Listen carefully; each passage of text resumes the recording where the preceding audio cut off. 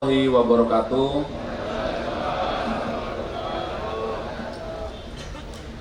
Salam sejahtera buat kita semua. Shalom.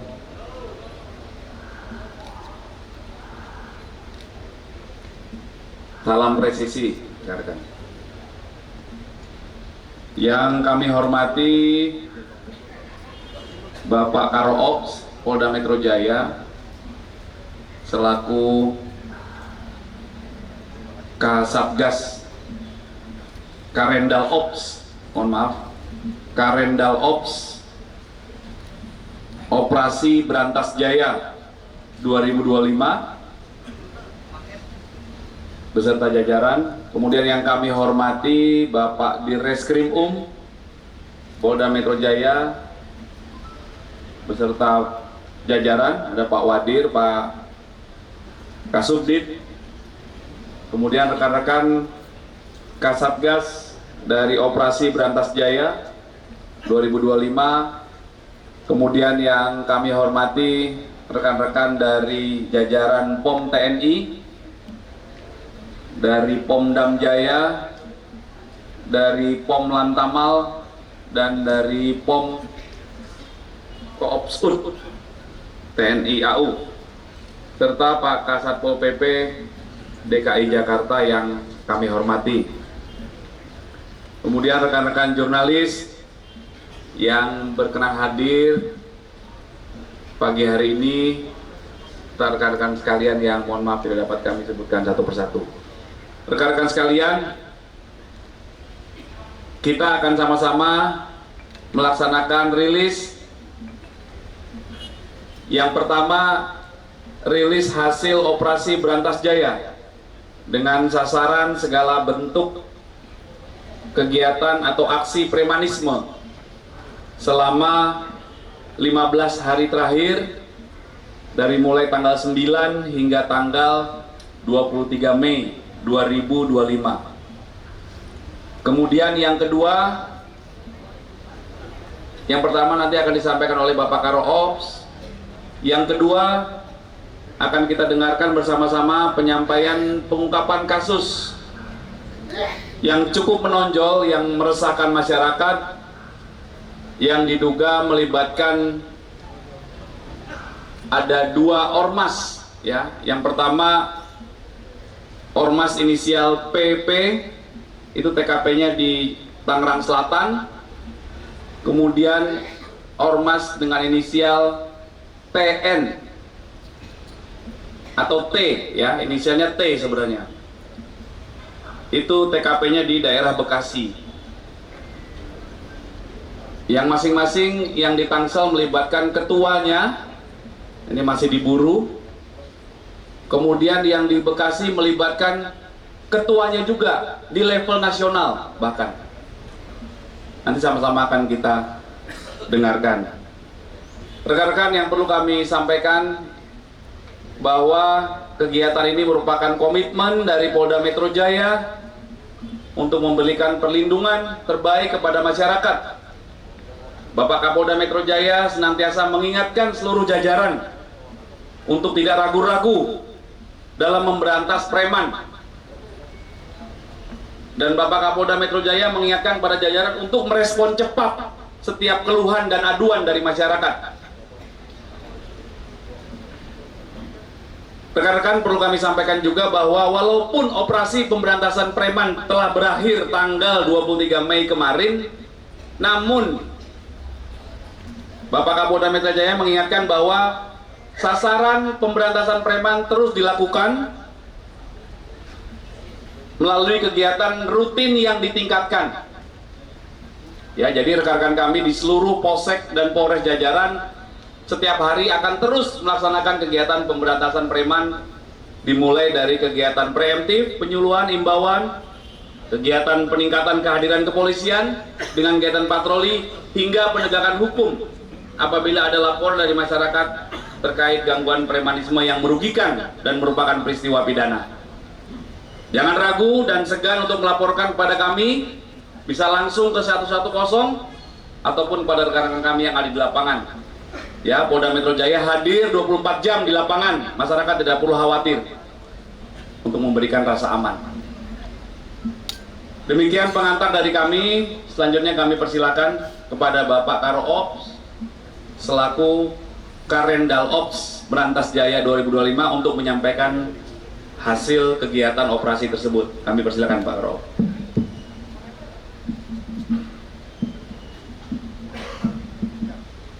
Bismillahirrahmanirrahim. Assalamualaikum warahmatullahi wabarakatuh.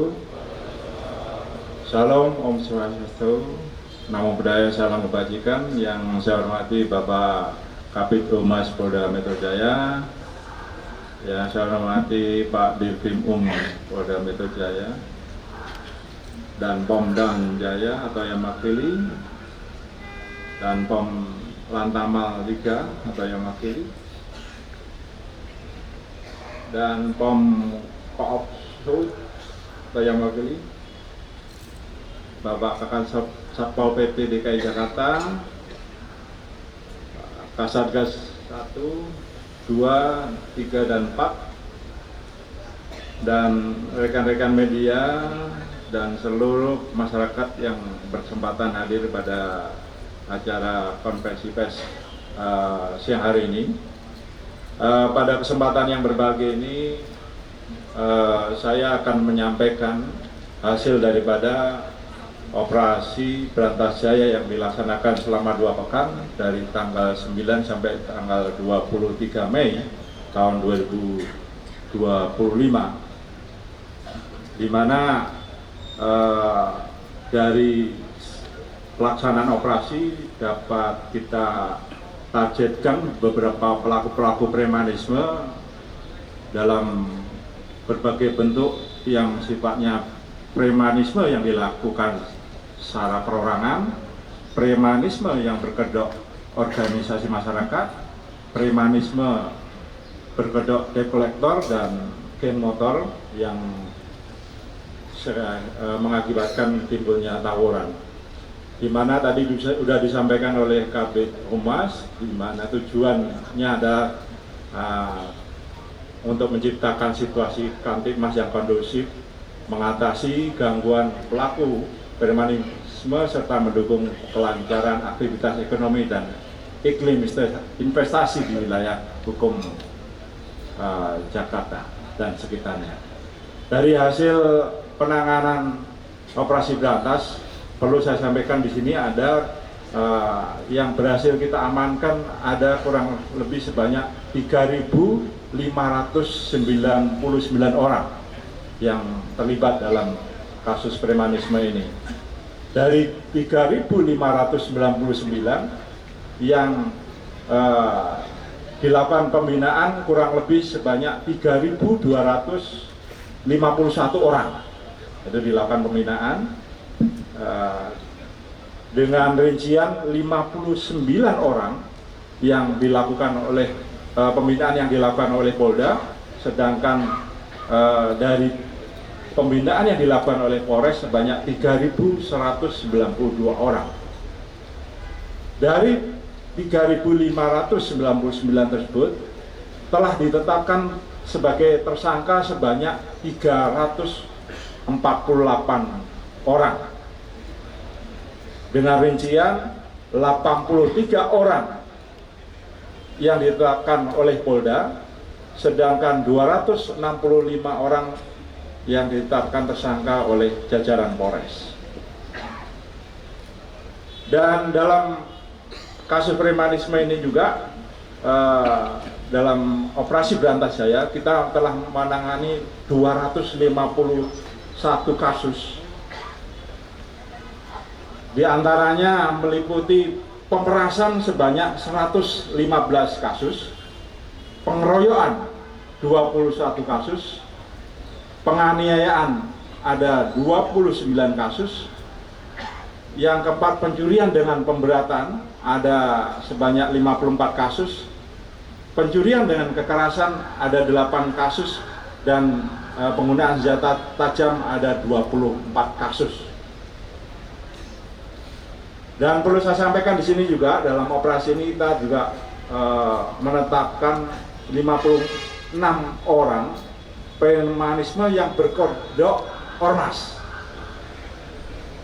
dengan rincian ormas PP sebanyak 31 orang, FBR ada sebanyak 10 orang, Trinusa 11 orang, BPPKB ada 1 orang, GNBI ada 1 orang, GRIP ada 1 orang, GIBAS 1 orang.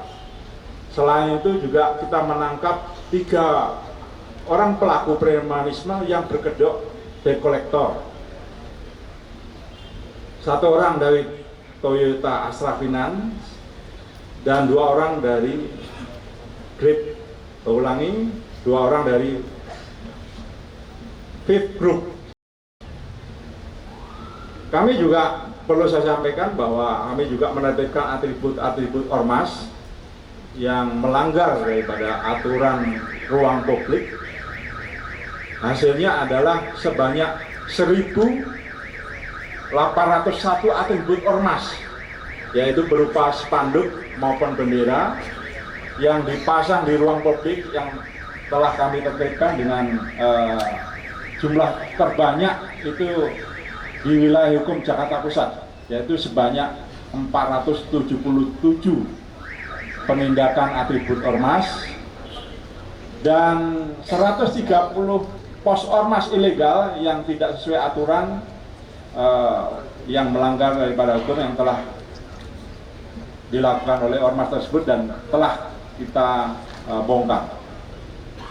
Dari operasi ini juga berhasil kita mendapat barang bukti sebanyak kurang lebih 372 barang bukti dengan rincian 93 bilah senjata tajam, 89 unit kendaraan R2, 4 unit kendaraan R4, 147 unit handphone, 1 unit laptop, 2 buah karcis yang digunakan oleh kelompok tertentu dalam pungutan liarnya, serta 20 kartu tanda anggota ormas.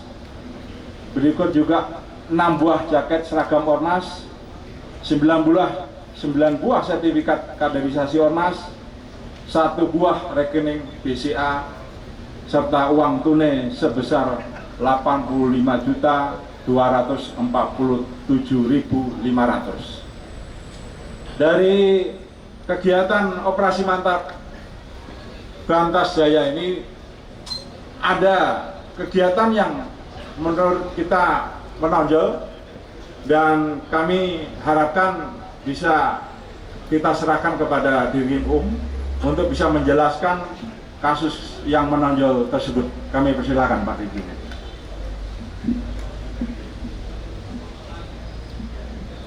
Terima kasih Pak Karoop. Bismillahirrahmanirrahim. Assalamualaikum warahmatullahi wabarakatuh. Selamat siang, salam sejahtera bagi kita semua. Om Swastiastu, Namo Buddhaya, salam kebajikan. Yang kami hormati Pak Karoop selaku Karendalop. Yang kami hormati Pak Kapidumas. Kemudian yang saya hormati rekan-rekan dari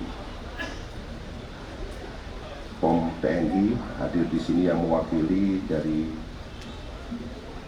POM Dam Jaya, kemudian dari POM Lantamal, dari POM Koopsbu, yang mewakili dari rekan-rekan Pemda, Pak Wadir, rekan-rekan dari Bidumas, rekan penyidik, serta seluruh rekan-rekan dari media yang berkesempatan hadir pada kesempatan siang hari ini. Pada kesempatan yang baik ini, kami akan menyampaikan rilis tentang kasus yang menonjol terkait pelaksanaan operasi premanisme. Perlu kami sampaikan bahwa selama operasi premanisme terdapat beberapa kasus yang kami nilai sangat menonjol. Adapun kasus tersebut yang pertama yaitu terkait dengan peristiwa yaitu tentang penguasaan lahan parkir di RSUD Tangerang yang dilakukan oleh Ormas PP semenjak tahun 2017, di mana di dalam penguasaan lahan parkir tersebut Ormas PP mendapatkan keuntungan setiap harinya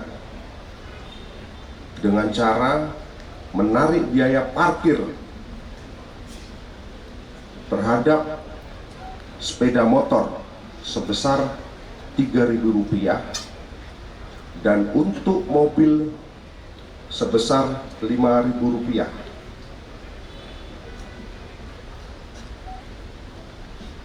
Kemudian pada tahun 2022 Pemda Tangerang Selatan telah memenangkan tender terhadap salah satu perusahaan untuk mengelola parkir tersebut.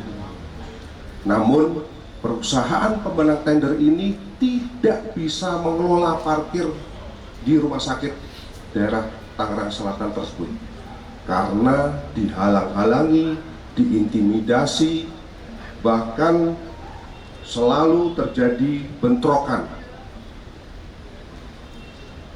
ketika pihak perusahaan akan memasang alat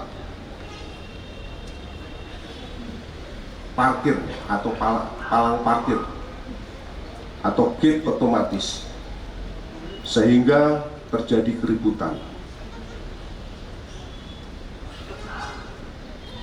Rekan-rekan sekalian, perlu kami sampaikan, akibat perbuatan tersebut jajaran Polda Metro Jaya pada saat pelaksanaan operasi premanisme bergabung dengan Polres Tangerang Selatan pada tanggal 21 Mei 2025 pada hari Rabu melakukan penindakan terhadap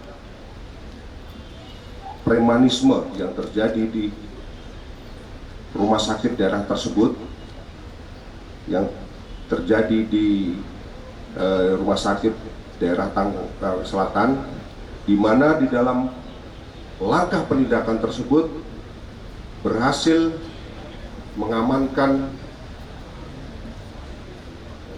kurang lebih sebanyak 31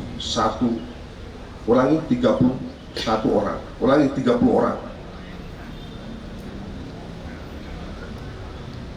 Selanjutnya pada kesempatan yang baik ini kami sampaikan kronologis kejadian penguasaan lahan daripada Ormas PP tersebut, bahwa sejak tahun 2017 Ormas PP telah menduduki lahan parkir milik RSUD Tangsel dan selalu mengutip biaya parkir kepada setiap kendaraan pengunjung yang masuk. Kemudian pada tahun 2023 vendor PT BCI yang ditetapkan sebagai mitra sewa terpilih berupaya untuk melakukan memasang daripada gate yang ada di areal RSUD tersebut. Kemudian PT BCI meminta kepada RSUD untuk membuat surat pemberitahuan kepada MPC PP agar tidak menguasai lahan parkir.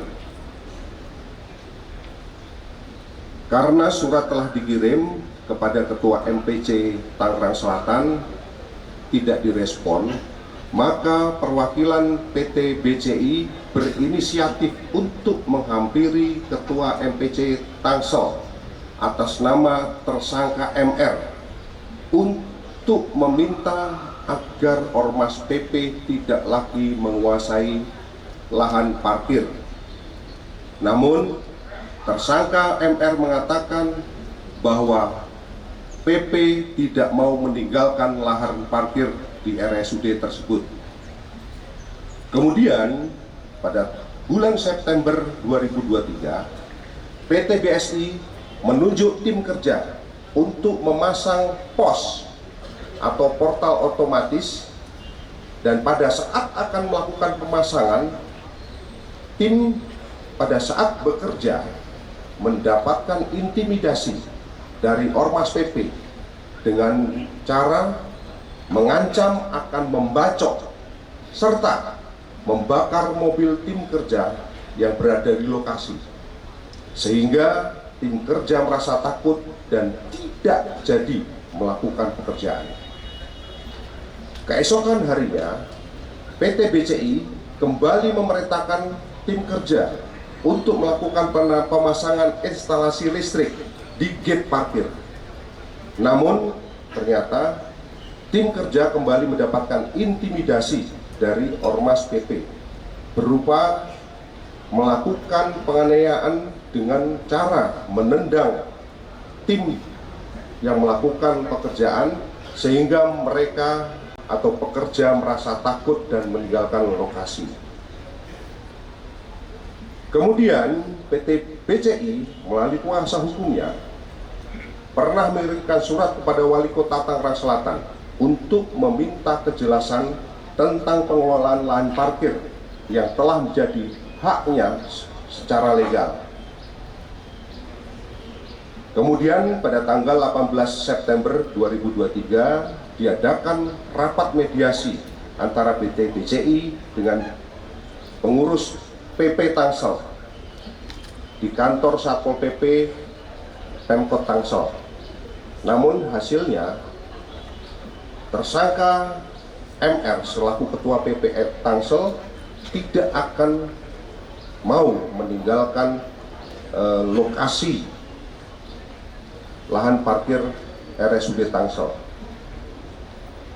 Melihat tidak adanya kejelasan untuk mendapatkan hak pengelolaan parkir RSUD Tangsel, maka PT BCI kembali memberanikan diri untuk menunjuk tim kerja berdasarkan surat perintah yang telah dikeluarkan oleh perusahaan tersebut untuk kembali memasang gate parkir di pintu keluar dan memasang jaringan ataupun instalasi.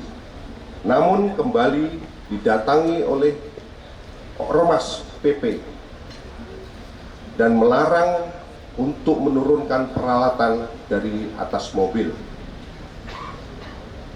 Meskipun demikian, tim tetap memaksa untuk melakukan pekerjaan, di mana saat baru membuat fondasi gate parkir dan mendirikan box serta palang parkir, tim terus mendapatkan intimidasi dari sejumlah anggota PP yang datang semakin banyak, dan tim terus mendapatkan intimidasi dan semakin beraksi berupa atau dalam bentuk dorongan, ancaman, dan tindak kekerasan yang dilakukan oleh kurang lebih dari 30 orang anggota Ormas. Bahkan palang gate yang sudah terpasang saat itu dirobohkan sampai membentur ke salah satu tim yang bekerja sehingga mengakibatkan terluka. Atas informasi dari masyarakat tersebut, maka tim daripada Polda Metro Jaya dan Satreskrim Polres Tangerang Selatan segera melakukan atau mendatangi TKP, selanjutnya melakukan penindakan terhadap 30 orang yang berada di TKP, dan alhamdulillah kami sudah melakukan proses hukum terhadap 30 orang saat ini, dan kami sudah menetapkan tersangka terhadap Ketua PP Tangerang Selatan, dan saat ini yang bersangkutan masih dalam pengejaran dan kami tetapkan sebagai daftar pencarian orang. Ini kami tetapkan sebagai daftar pencarian orang. Ini adalah foto daripada Ketua PP Tangerang Selatan dengan inisial MZ. Ini adalah fotonya.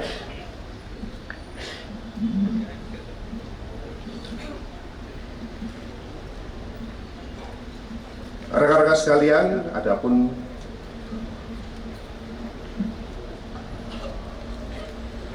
perlu kami sampaikan bahwa di dalam pengelolaan lahan parkir selama ini oleh Ormas PP, ya, mulai dari tahun 2017 sampai kemarin tanggal 21 Mei 2025, kami kemarin membuat penghitungan rata-rata jumlah kendaraan di dalam satu hari jenis roda 2 itu berkisar sekitar 600 lebih dalam satu hari. Sedangkan untuk kendaraan roda 2 itu kami mencoba hitung dalam satu hari bisa lebih dari 170 kendaraan.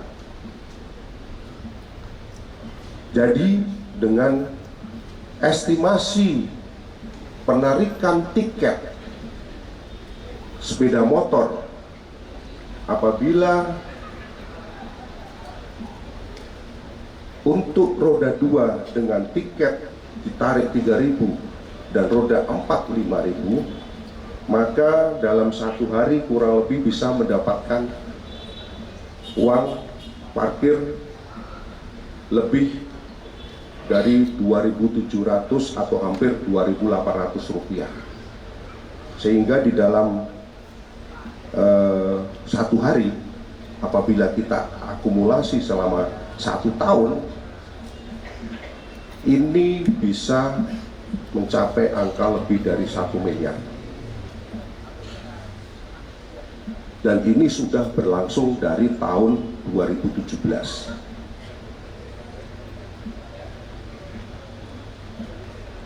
Kemudian berdasarkan hasil pendalaman, kalau kita hitung dari 2017 sampai sekarang, ya kurang lebih sudah dapat mungkin lebih dari 7 miliar lebih hasil yang diperoleh dari mengelola parkir di rumah sakit RSUD Tangsel.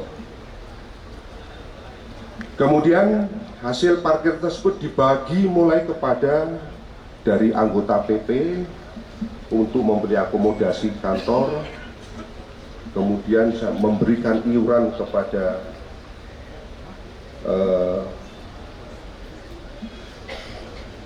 organisasi, kemudian memberikan iuran, memberikan jatah kepada ketua PP, per harinya juga ada, sampai dengan tiap bulan diakumulasi. Kemudian terhadap para tersangka, ini kami jerat dengan pasal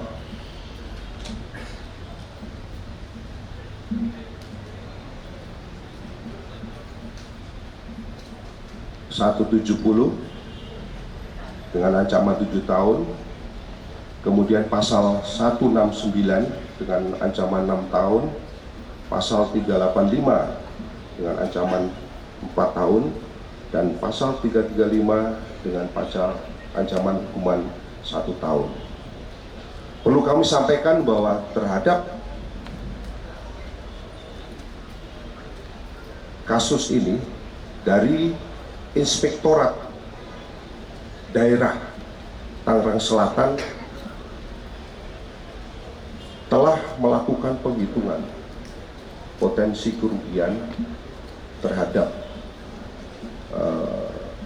pemasukan daerah yang bisa atau uang yang seharusnya masuk ke kas daerah itu sudah dihitung dari Inspektorat Daerah, itu kurang lebih harusnya bisa disetor ke kas daerah sekitar 5 miliar. Ini sebagai tambahan, ini kasus yang terjadi di Tangerang Selatan. Selanjutnya untuk kasus yang kedua, kami sampaikan bahwa telah terjadi tindak pidana pemerasan dengan ancaman kekerasan dan atau turut serta di dalam suatu perkumpulan untuk melakukan kejahatan yang terjadi di pasar SGC Cikarang terhadap para pedagang pasar.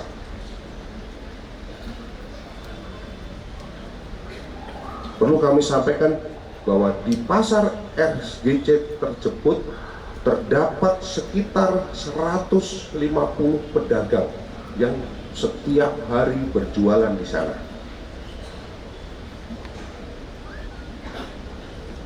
Kami telah melakukan pemeriksaan terhadap beberapa pedagang dan ternyata benar hasilnya bahwa para pedagang ini merasa terancam oleh keberadaan daripada ormas, yang mana ormas dengan inisial Ormas T yang ada di Bekasi ini secara terstruktur melakukan pemerasan terhadap para pedagang.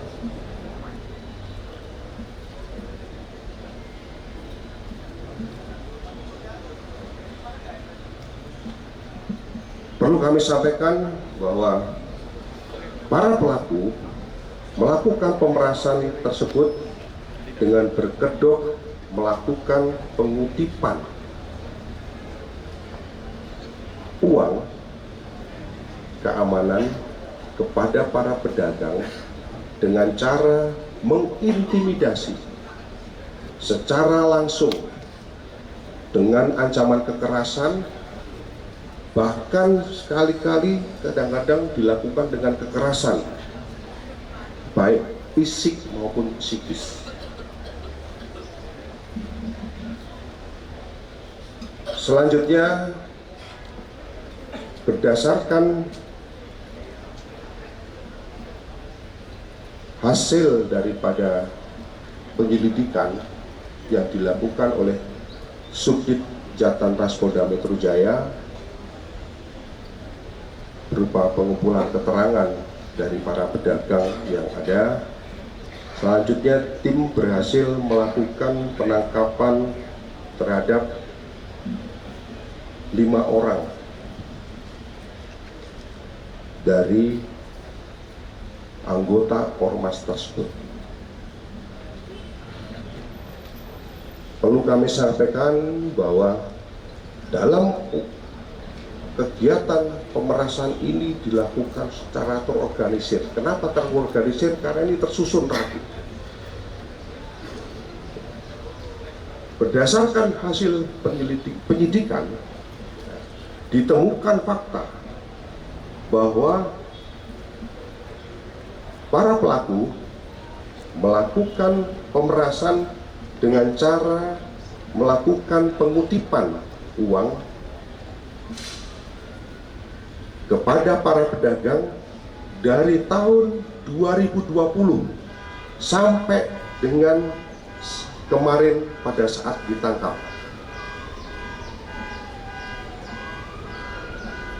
dan dilakukan pada saat jam malam, karena pasar tersebut bukanya malam hari, yaitu dari jam 23.00 sampai dengan pukul 05.00.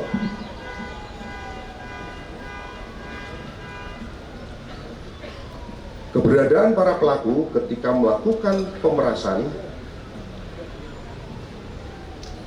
berkedok mengutip uang keamanan dengan menggunakan atribut ormas, dan ketika uang kutipan tidak diberikan, maka para pelaku akan marah dan mengatakan kalau tidak mau bayar jangan jualan di pasar sini. Serta kadang-kadang para pelaku mengutip uang keamanan dalam kondisi mengkonsumsi minuman beralkohol atau dalam kondisi sudah dalam keadaan mabuk. Kemudian dengan cara-cara tersebut, maka para pedagang pasar merasa takut dan terintimidasi, sehingga dengan terpaksa para pedagang memberikan uang keamanan kepada para pelaku.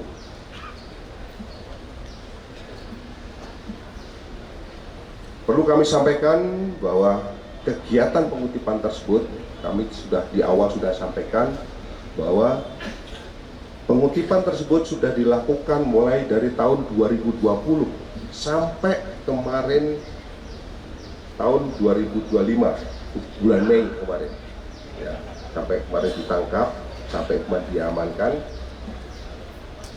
Dan kutipan tersebut dilakukan 2 kali, ya, dalam sehari, atau ulangi, dilakukan 2 kali. Dengan total pendapatan apabila kita hitung dari tahun 2020 sampai dengan 2025, kami mencoba hitung khususnya yang di pasar SGC Cikarang mencapai angka 5,8 miliar.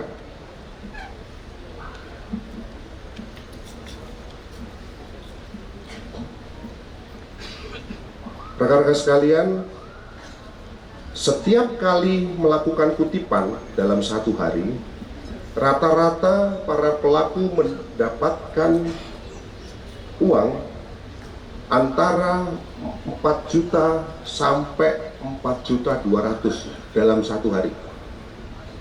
Jadi dalam 1 hari dari jam 23 sampai dengan jam 5 itu mendapatkan uang sebesar 4 juta sampai dengan 4.200.000, di mana dalam pembagiannya untuk ketua umum mendapatkan pembagian antara 1.200.000 sampai dengan 1.600.000. Ini untuk ketua umumnya. Kemudian untuk pengurus dan anggota mendapatkan 50.000 sampai dengan 200.000 per hari.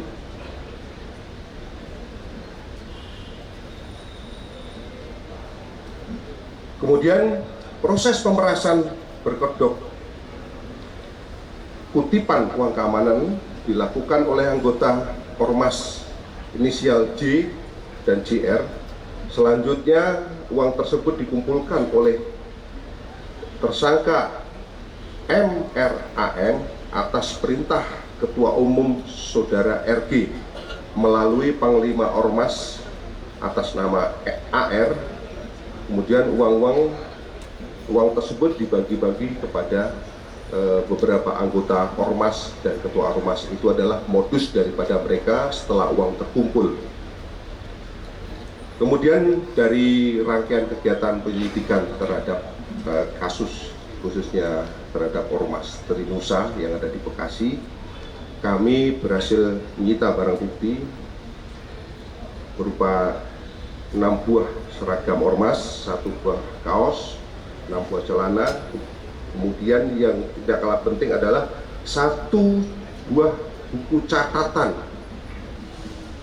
pembagian uang kutipan, kemudian bukti transfer uang kutipan kepada ketua umum,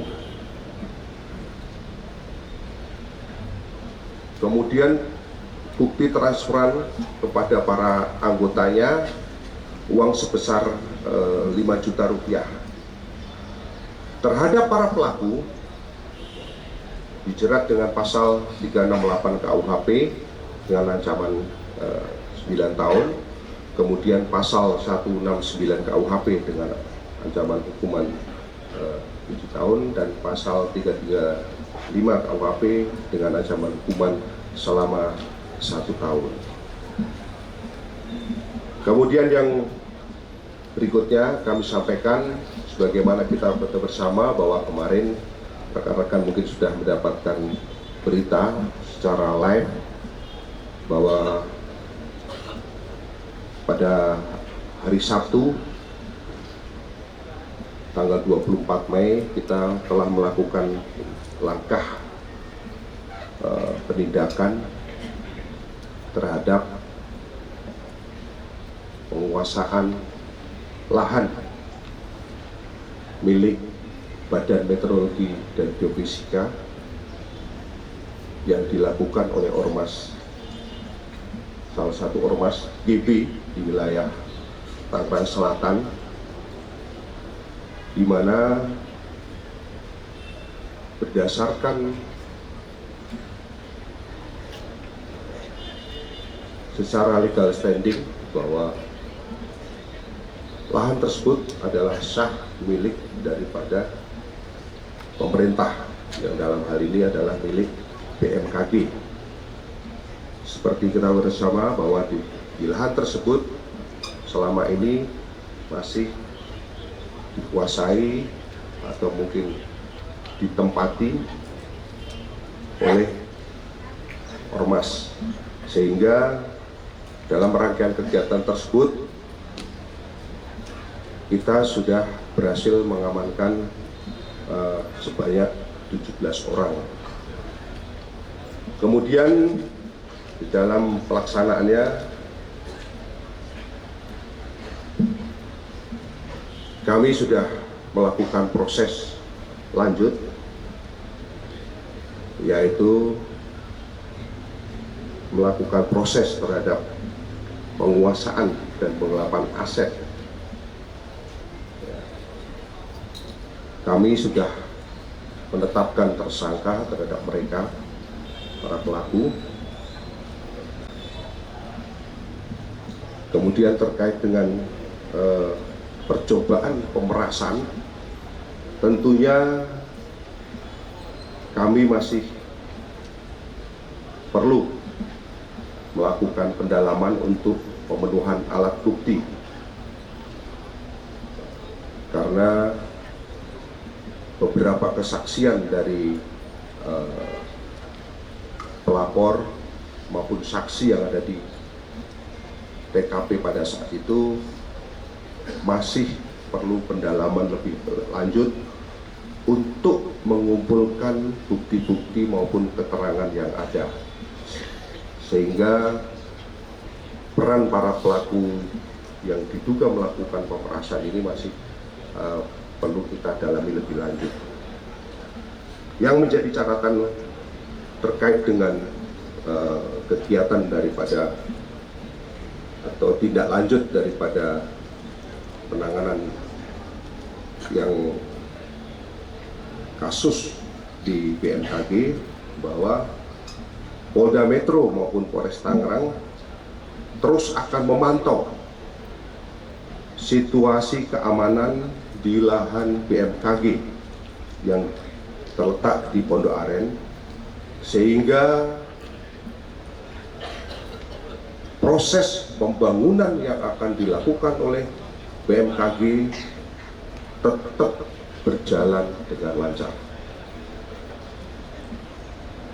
Kemudian yang kedua, terhadap Ketua Grip Jaya Tangsel yang kemarin kedapatan positif narkoba, akan kita lakukan proses pendalaman lebih lanjut baik itu secara dari sisi undang-undang narkoba maupun keterlibatannya di dalam memasuki pengarangan orang atau menguasai lahan. Kemudian yang berikutnya lagi, pada kesempatan yang baik ini, kami dari jajaran kepolisian mengingatkan agar seluruh ormas mematuhi aturan hukum yang ada serta kooperatif terhadap proses hukum. Mungkin ini saja perlu saya sampaikan. Selanjutnya kami kembalikan kepada Pak Karendal Op selaku pelaksana operasi. Baik, terima kasih Bapak Dirkrim yang telah menyampaikan kronologis kejadian menonjol dalam pelaksanaan operasi Bratajaya. Di akhir laporan kami perlu saya sampaikan di sini, selama kurang lebih 2 pekan operasi Bratajaya berlangsung, kami juga dibantu oleh teman-teman dari TNI dan teman-teman dari Pemda dalam ini Satpol PP. Saya ucapkan banyak terima kasih atas kerjasamanya selama ini yang sudah terjalin cukup bagus, dan kami mengharapkan kepada seluruh masyarakat untuk tidak ragu, ya, untuk melaporkan perkembangan di tengah masyarakat apabila ada upaya-upaya aksi premanisme baik yang dilakukan oleh perorangan maupun kelompok. Polda Metro Jaya bersama TNI dan pemerintah daerah tetap berkomitmen untuk terus melakukan pemberantasan aksi premanisme di wilayah Polda Metro, dan kepada masyarakat juga bisa mengadukan baik itu ke kepolisian terdekat maupun bisa juga melalui aplikasi hotline 110. Ini tentunya kita akan tindak lanjuti. Dan tadi sudah disampaikan oleh Pak Kabid Humas, meskipun operasi sudah selesai, kita terus lanjutkan dengan kegiatan yaitu KRYD, kegiatan rutin yang ditingkatkan, sehingga harapannya situasi Kamtibmas di wilayah Polda Metro terkait masalah premanisme maupun tawuran bisa kita kendalikan dan situasi bisa aman dan tertib. Itu yang bisa kita sampaikan. Pak Kabid Humas, silakan dilanjut.